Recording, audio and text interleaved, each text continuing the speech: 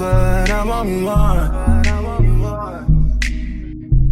Room full of women and it's so hard to say goodbye to me.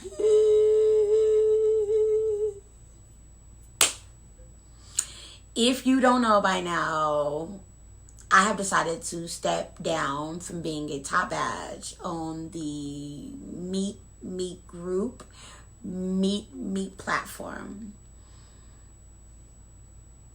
It was a hard decision, but that's what I decided to do. Watch this video to find out the tea, why I did it, my thoughts about doing it, and what's new for me.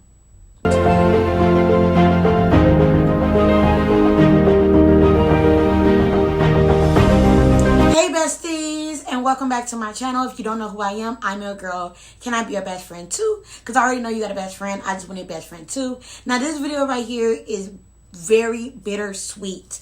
Now, judging by the title, you already know what we're going to talk about, but let's jump into the sweet.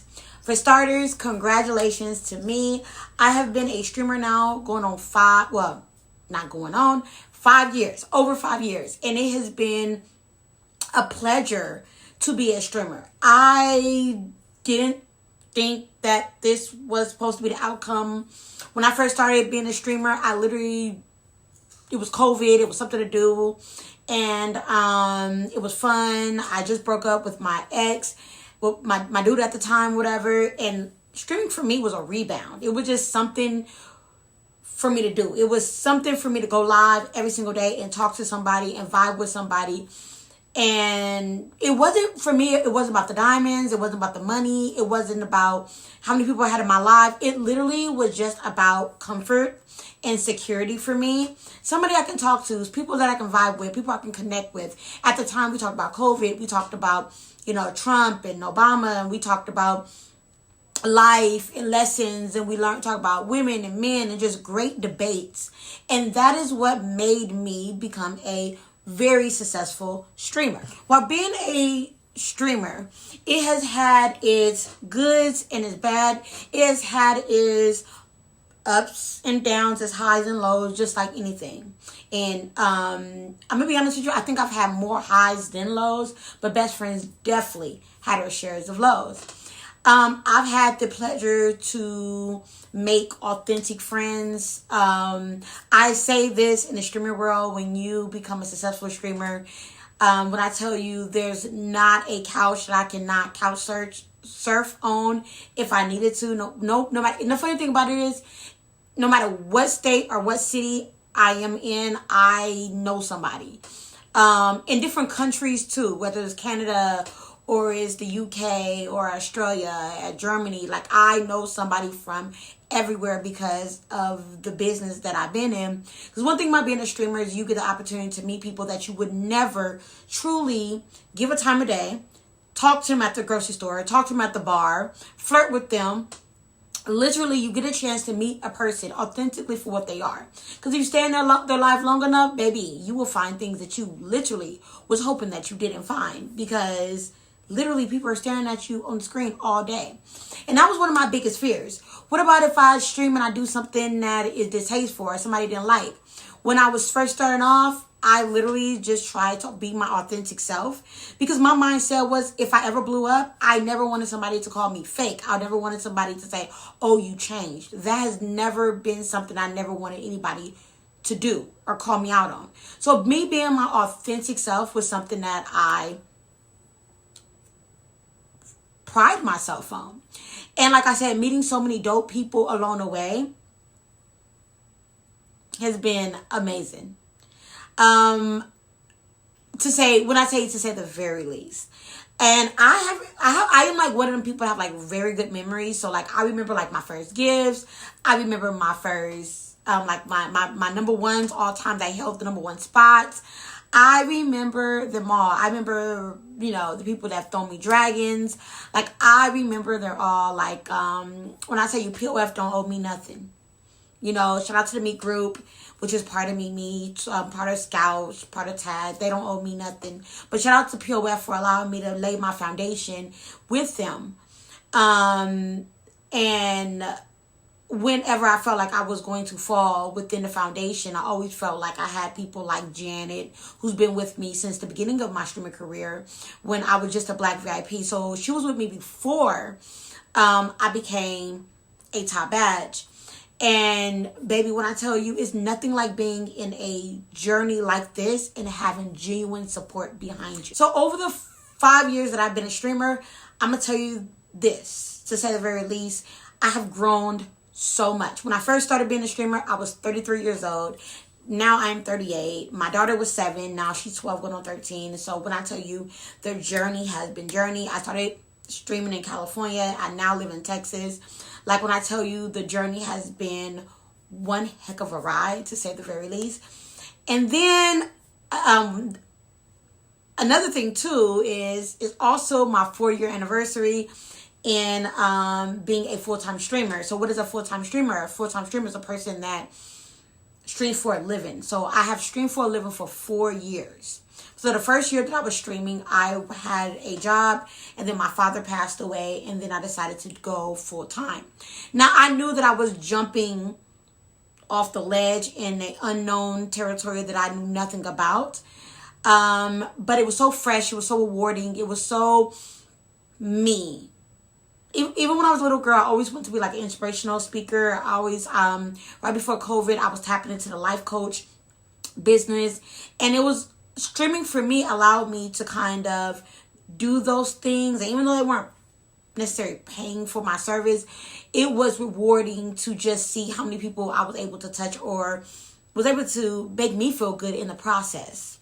So being a full-time streamer has been very rewarding. Like I said, I was able to move from California to Texas. And I have elevated and grown through, and we talk about in so many levels that I didn't realize that I could. And people always be like, best friend, like, how do you completely, like, you have to completely trust the process of being a streamer and really honestly believe that you are when you put all your eggs in one basket when being a streamer. Because you can have a really bad month, and if you have a really bad month, do you have reserves? Do you have money put away? Some people don't. So that's why, and some people just can't afford to just give up their comfort for it. For me, it wasn't that I would have done it on a regular. I gave up my comfort because mentally, I was not there. Emotionally, I was drained. I couldn't get up out of bed.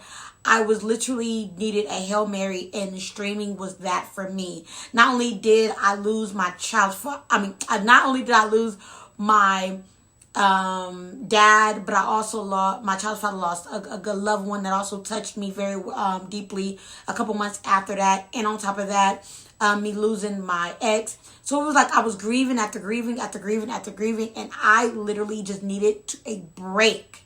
And streaming was that for me. But bestie, I got some news. I finally,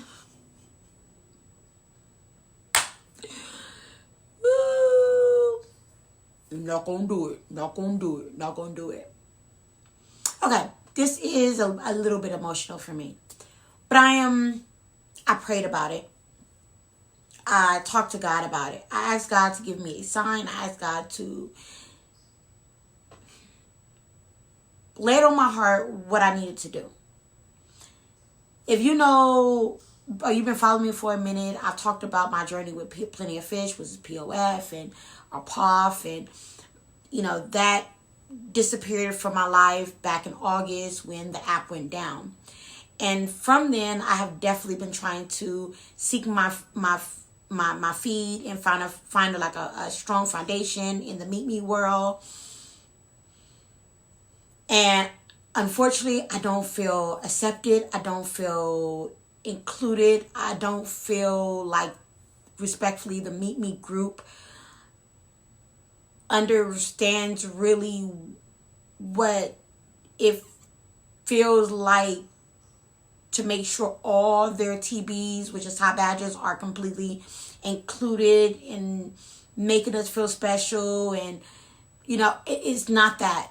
And when you come from an app, which is Plenty of Fish, where you're getting that, and then you're now on a platform and you're getting the complete opposite. You can feel excluded, abandoned. You can feel unwanted, unloved.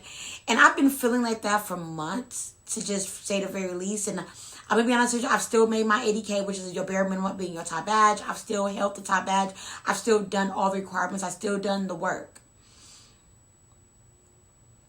I went to Meetme out of all the apps because it was familiar for me. It was comfortable for me. I still knew people.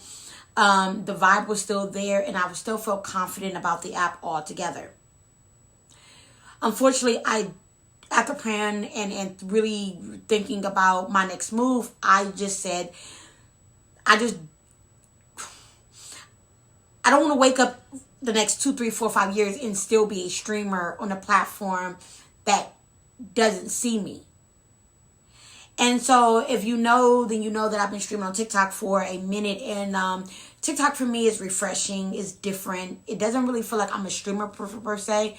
It just feels like I'm literally hanging out with a group of friends. It feels like that refreshing feeling that I told you when I first started my streaming career.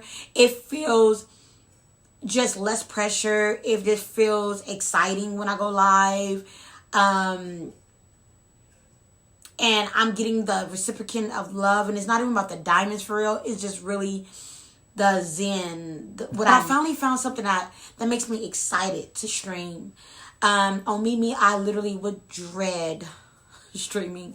And so I made a decision as of last week to reach out to the Meet group and to put my badge on hold.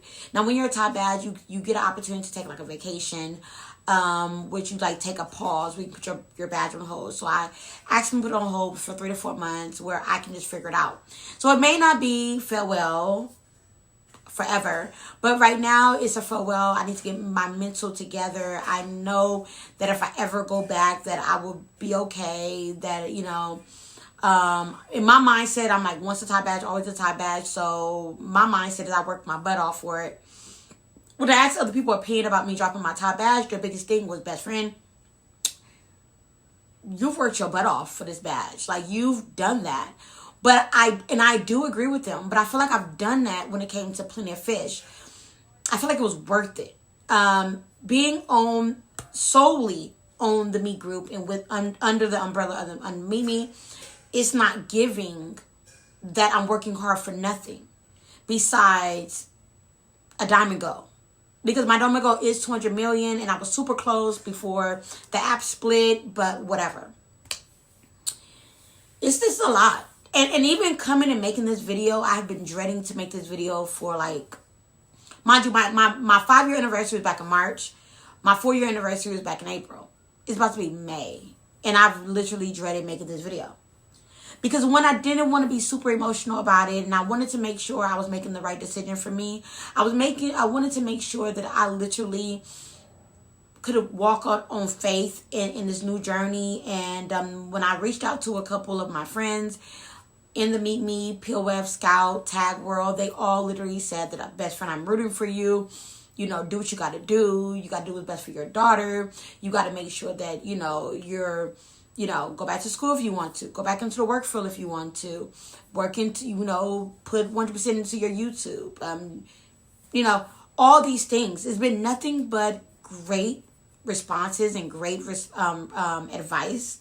And I'm definitely honored to have so many positive people in my corner that is rooting for me. And I don't know what is in the head of this journey for me and like the next step. I have no clue. It's 2025. And I just know I no longer want to be complacent. That means doing the same thing over and over and over and over and having my happiness at stake.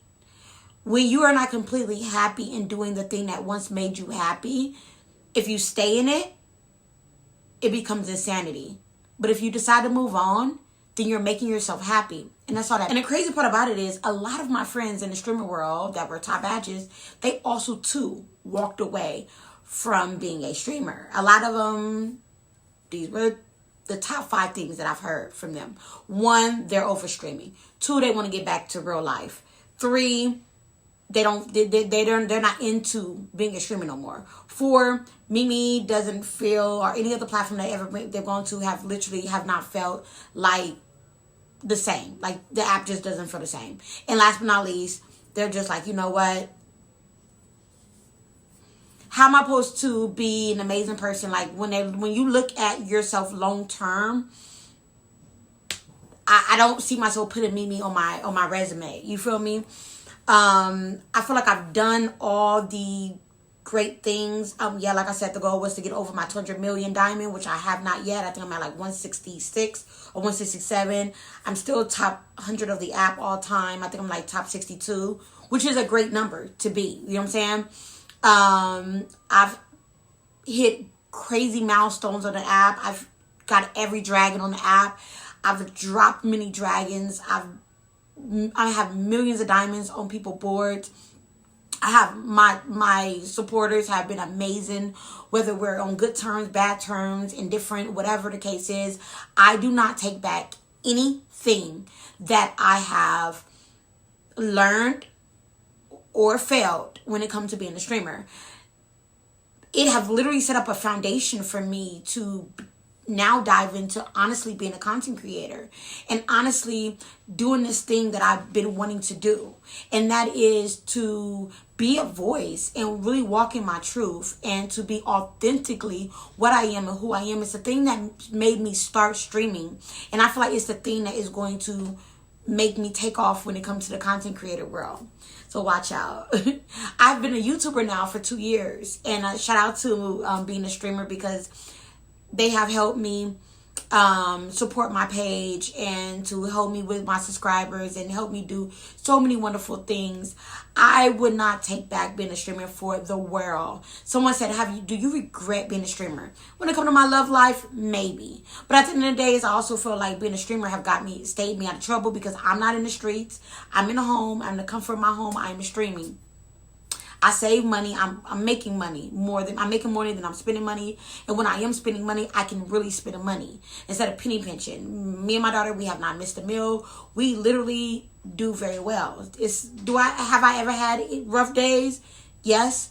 But at the end of the day I literally just learn to lean on God in everything that I do and lead not to my understanding and just trust the process. And that's all it is now. Is just trust the process. I trust the process being a streamer. I'm going to trust the process being a TikToker. I'm going to trust the process being a content creator. And I know a lot of people's like, oh my God, best friend, so you literally put Meetme on hold and TikTok is going through a lot of stuff. But I'm like, true.